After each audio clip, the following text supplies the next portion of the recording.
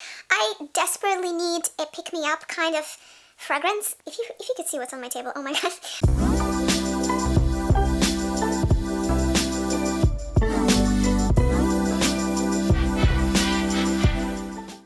Hi friends, I'm Meliora. Welcome to my channel. I started kind of trying to find some kind of olfactory profile that would really give me a gist of like a boost of kind of happy-go-lucky, just good feeling. And you know what? I think I got onto something. It's not a groundbreaking concept, but it is tropical, fruity, or just any kind of soft, creamy, fruity, or like zesty, fun, tropical, fruity florals. And it's not an easy task, let me tell you. Apparently, I don't have a lot in my collection. However, I scrambled around 7, if I'm not mistaken, and it actually gave me a really good overview of how they are usually in like designer niche perfumes and what I do and don't like about each type, which I'm eager to share with you. So we're gonna start with something that I actually decluttered and it's still waiting to be swapped, but I'm kind of growing more and more fond of this fragrance as time goes by. So if nobody picks it up, I might start using it myself. This is Elizabeth Arden Mediterranean. First of all, I absolutely adore the glass and the coloring of it. Second of all, the cap is plastic and it's asymmetric, which is pain in my buttocks to put the lid back on. It's just not the easiest. However, it's an oldie, it's an affordable fragrance, it's not sophisticated, but again, the more I searched and searched and searched, I didn't quite find anything that would have this delicate balance of it being kind of soft and almost souffle peachy like, with however juxtaposition of salty but not too salty, you know, like just a subtle refreshing, almost minty kind of saltiness somewhere on the background. A lot of these salty oceanic fragrances that I have are either the classic 90s style that are either watermelony or almost bitter or orange-like, you know, the classic examples of kind of like oceanic fragrances of the 90s would be Le Parkinson, which is very bitter. Then the orangey one would be Light Blue by Dolce & Gabbana, and well, what else we were talking about? The watermelony ones, it's probably Cool Water by Davidoff. But in this Elizabeth Arden Mediterranean, I'm like surprised to kind of rediscover it as a really charming, easy to wear oceanic peach. The saltiness is very subtle and minty here. So this is a surprising rediscover after I actually declutter it. So again, if you want it, we can split a bottle or I can still swap it. I just can leave myself a small decant, but if nobody wants it, I think I'll start wearing it for myself.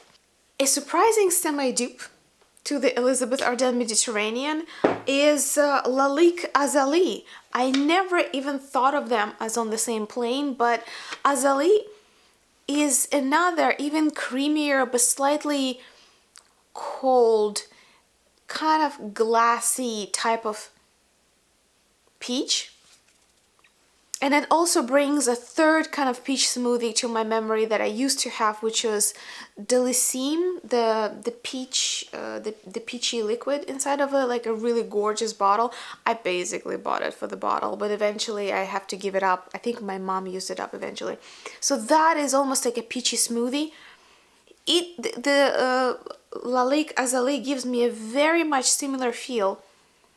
It's simple, maybe even a little bit flat, but it's so charming. It kind of probably is the least tropical of them all, but it's again like one of those milky peachy smoothies that still makes me think of, you know, Saturday afternoon, kind of like carefree type of attitude.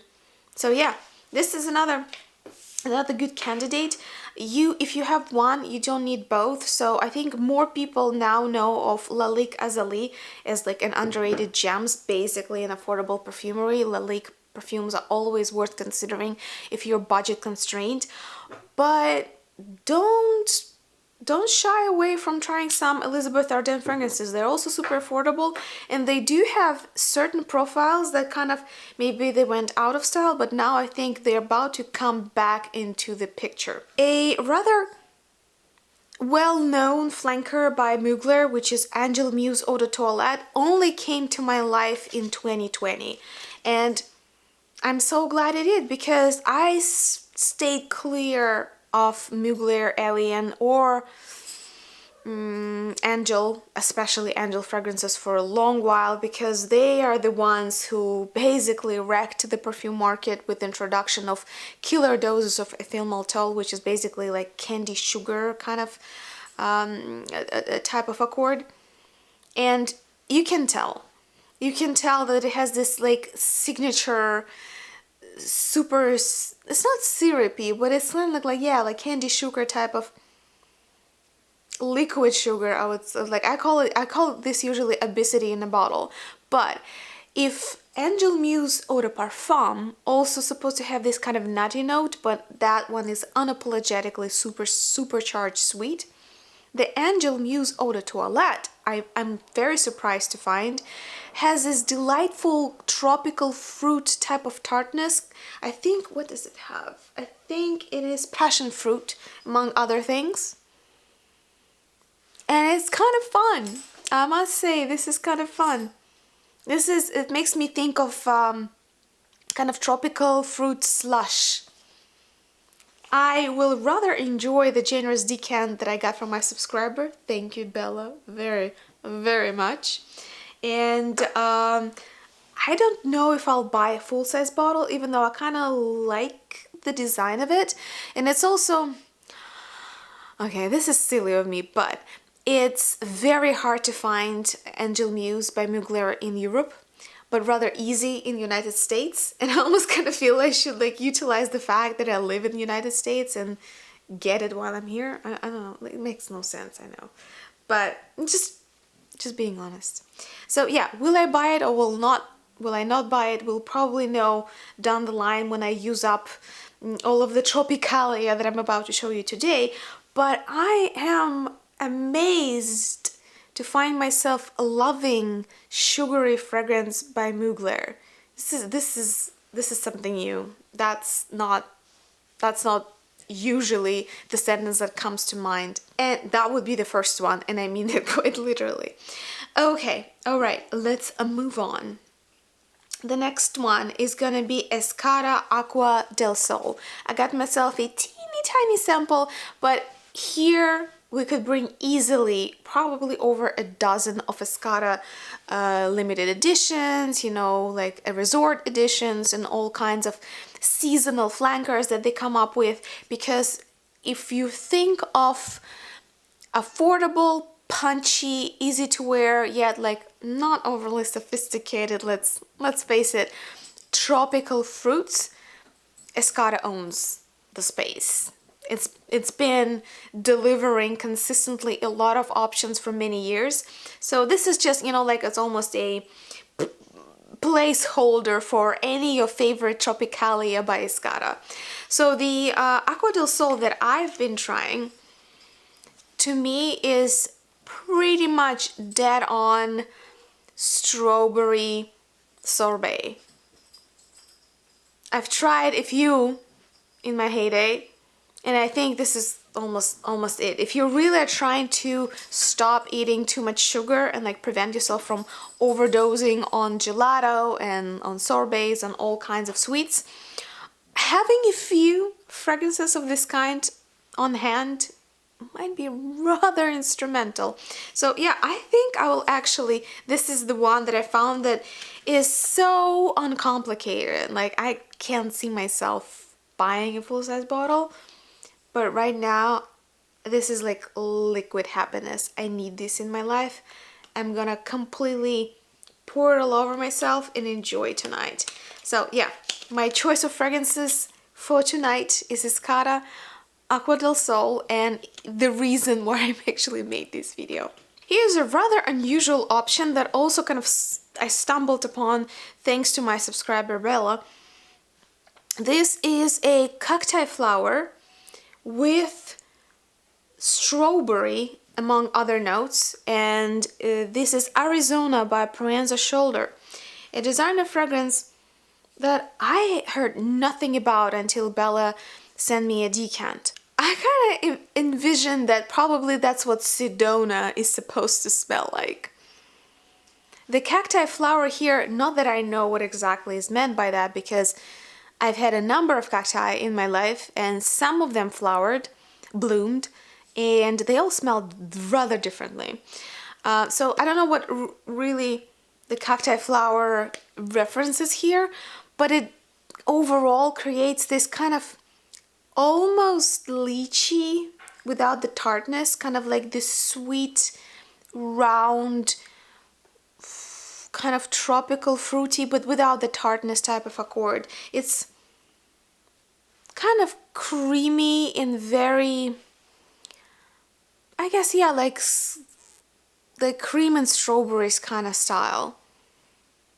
It's fun, but it's not smotheringly sweet. It's not too syrupy either. It's really maintains, like most of these fragrances that I'm showing you, maintain a fine balance between being either tarty and juicy or being very souffle. They're very, very wearable, not dominating in any shape or form over your experience. So yeah, Arizona by Proenza Shoulder is a surprise in my collection. I have nothing like that.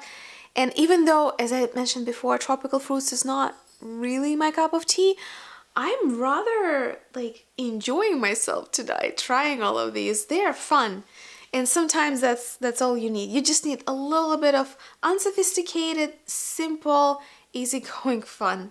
The next fragrance is what used to constitute my whole collection of tropical fruity fragrances. I only had one for years, but I love it. And this is Bulgari Omnia Paraiba. To me, this is just like what multi-fruit, like the juicy tropical fruit, be it smoothie or just juices mixed together, that's what it's all about. I used to have a shower oil, adored it, especially in the summer. According to the pyramid, it has passion fruit, bitter orange, among other things. You know, I could easily throw in another dozen of tropical fruit names, be it kiwi, be it pineapple, being this, that, and I wouldn't know any better. To me, this is very bright and juicy and tart, just enough to bring this fragrance out of the misery of a lot of body mists of the similar kind.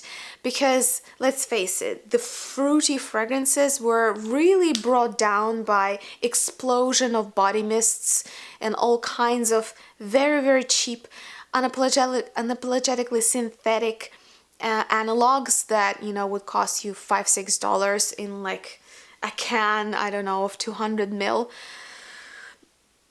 Bath and Body Works comes to mind, Victoria's Secret, and yada yada yada. Like the name is legion to do how many cheap fruity options flooded the market in the 90s. So I think this is partially why I'm kind of very cautious with fruity fragrances, because to me it's not an obvious task how to make the fruity fragrance still to be an olfactory experience and not a room refreshener or like a shampoo odorant. So I'm happy to say Bulgari Omnia Paraiba, personally for me, really walks this fine balance of fun and carefree, yet still a perfume. Love it, love it, love it. Every once in a while when I really need my dose of semi-sweet, tarty kind of tropical fruits, this is the one I go for. And the last is a surprise favorite for me, with the one that I'm currently stalking on Mercari and eBay. I don't know if I'll find it for affordable price, but I'm kind of, with every last drop, I'm wanting it more and more. And this is Lositan Urbe. I hope I'm saying it correctly. I'll try to leave a list of fragrances below, even with links, if I have time to fill it in. So you can find them in the description down below. Urbe by Lositan got into my life through a blind tasting exercise where I immediately put it into this kind of tropical fruit resort limited edition type of designer perfume. And when I discovered that not only it was not necessarily designer, it was Lositan, which I guess their fragrances are on the higher end of similar type of brands, so they're usually $70+. But also Urbe, so if you look at the pyramid, I'm at loss of why do I smell what I smell. But nevertheless, this is probably the most tropical fruity of them all, minus Perfume, which is also like unapologetic tropical fruits. But just check the pyramid. Just be in awe with me.